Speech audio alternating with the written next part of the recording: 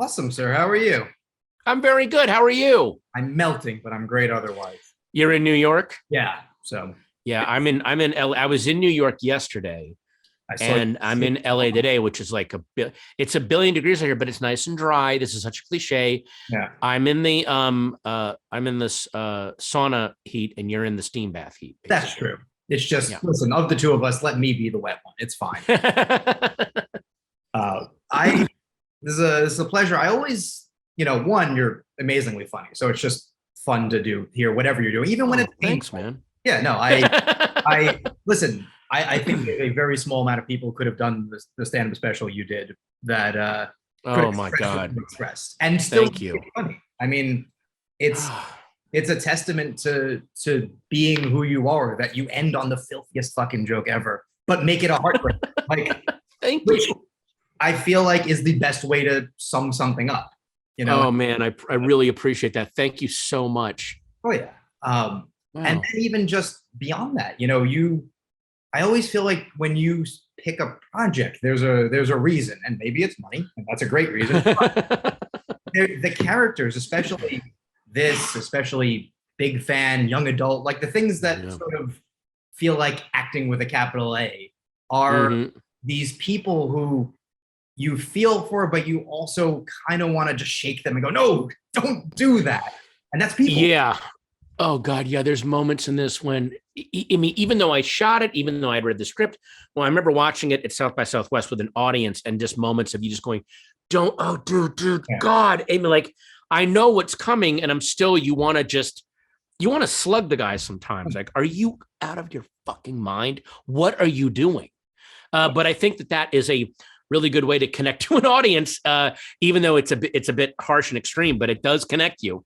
Oh yeah. How else do you sell like the flawed nature of humanity as opposed to here's a little bad decision that becomes a medium bad Yes. decision Yeah. Yeah. that Although everyone, even in someone's individual life, even their tiny flaws, disasters, or victories to them feel like an epic 70 millimeter film. So you have to emotionally play it that way. Oh yeah, no, I mean, I grew up in New York, so every time I walked the streets of Manhattan, I assumed I was in a Woody Allen movie. But that's what you do. You talk and you say smart things Yeah. while Well, passing. better to be in a Woody Allen movie than a Scorsese movie if you're the protagonist. That's true. There are reasons why Yes. you may not want to be in a Woody Allen movie. Well, But let's. yeah, every good. Please don't make that your headline. No, no, no, no, no. My late grandfather liked his movies too much. I've decided to be like, I don't pay to see them. It's Yeah, exactly. I movie's good, great. If it's not, nobody's going to be upset. Uh, Right. Also, let alone him. It seems like sounds like Mm. that's the thing. I think no matter who you are, if you get to the point in your career, and I think you're also there, like I can do what I want. Like if I don't take a job this month, I can pay my rent. I can. Yeah. Well, I mean, I have a bit of an unfair advantage that I can always go do stand up, which I That's love doing, and I can go out for the weekend, and make rent money. that's true. Um, Or record a uh, video game voice or do. record a video game voice, or yeah, something like that.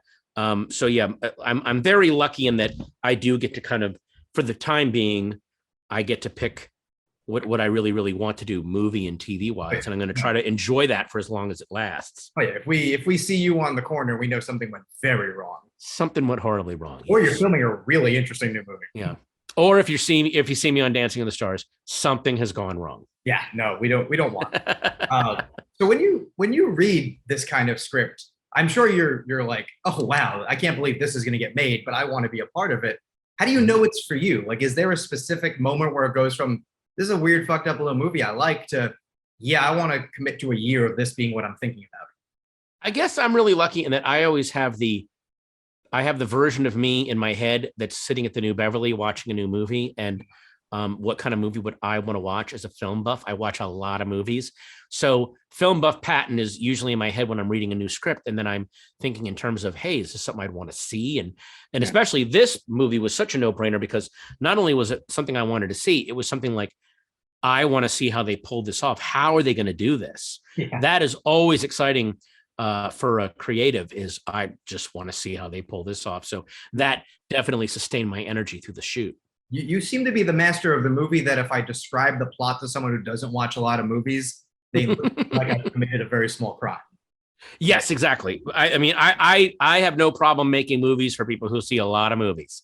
Those are the kind of movies I like. Yeah. So that's always to me, that's always a great measuring stick. Oh yeah, like I'm recently single, so I'm back on the dating apps. And when they find out what I do, Well, there's there you go. a lot of like, oh, what's your favorite movie? Is that a weird question? Like, there's a lot of like, how do we talk about movies too? I'm like, just Yeah. I see a lot of movies. Most of them are just perfectly acceptable, and I don't think about it again. So Well, I New York, it's weird. New York is the best place to go see revival cinema or yeah, massive series where you see everything by one person. And LA is the best place to see everything new as it's coming out in the absolute best environment to see it in gorgeous theaters with stadium seating, beautiful sound, great food. So it's those two tensions back and forth. no, There's an element to New York film going of you should suffer a little bit. Like no, you should listen to the subway rumbling by you as you're watching Peo Pasolini, my friend. You got to commit. So there's like the MoMA crowd where you're like, oh, here comes the guy with his brown bag lunch. He's going to go watch everything by Bud Boddicker. Here we go.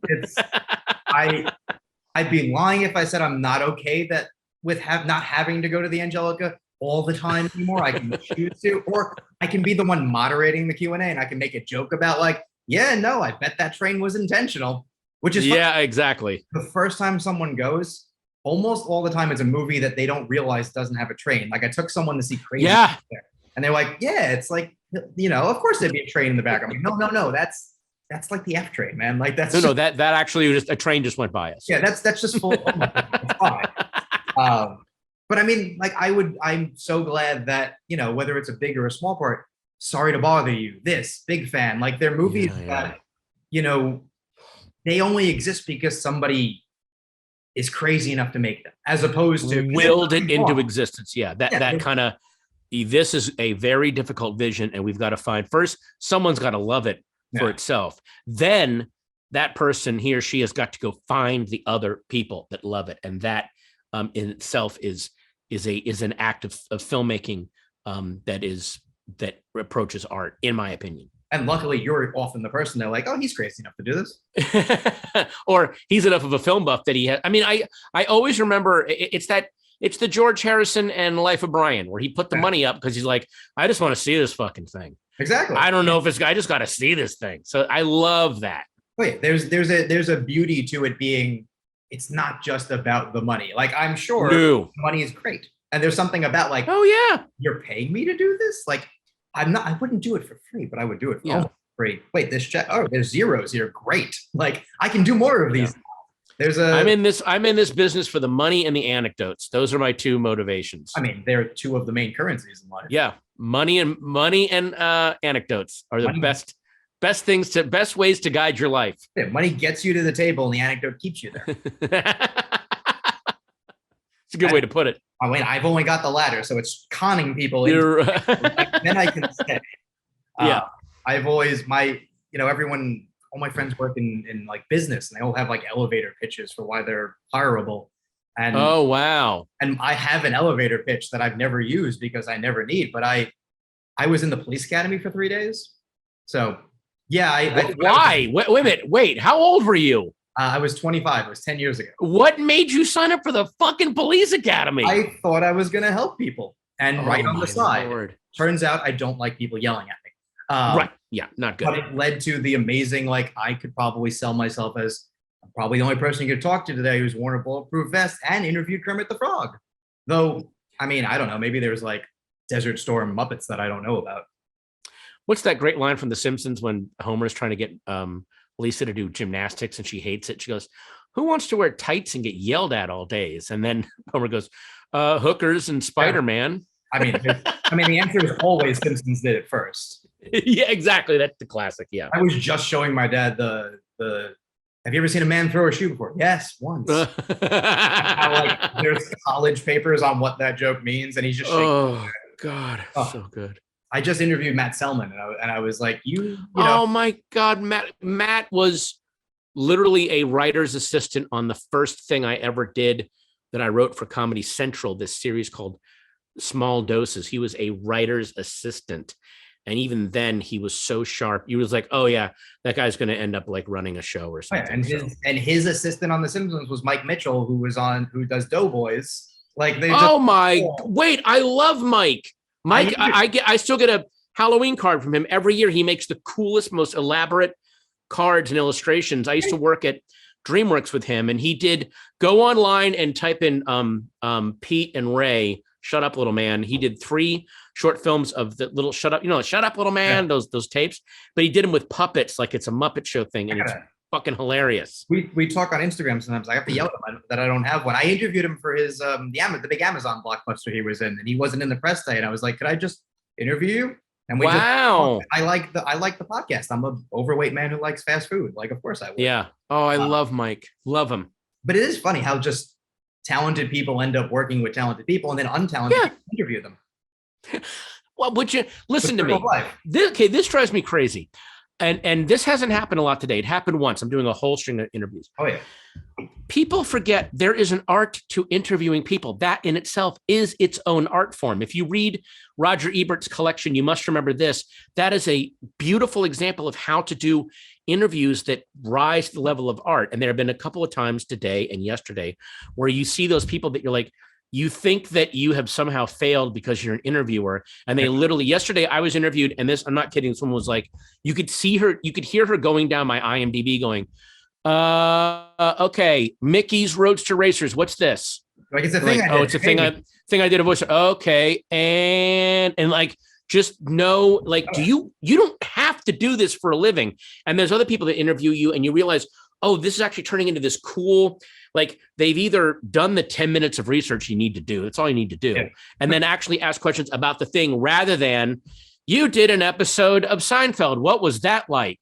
Which is not an interview question. Yeah. No, I joke that I just don't really ask questions because one. But that see how much more engaging and real this conversation is. I love that. Because there's only a couple of questions. Oh, why'd you do the movie? Yes, they paid me. Yeah, it's the same. But then but you're clearly present and listening to my answers because then you're keying new questions off of stuff I've said, that's how you make an interview work. And at the absolute worst is you probably are doing this because you want to talk to the person. You get 10, 15, 20 minutes, depending on what it is. Just have a conversation with them. Who cares what you're talking about? Exactly.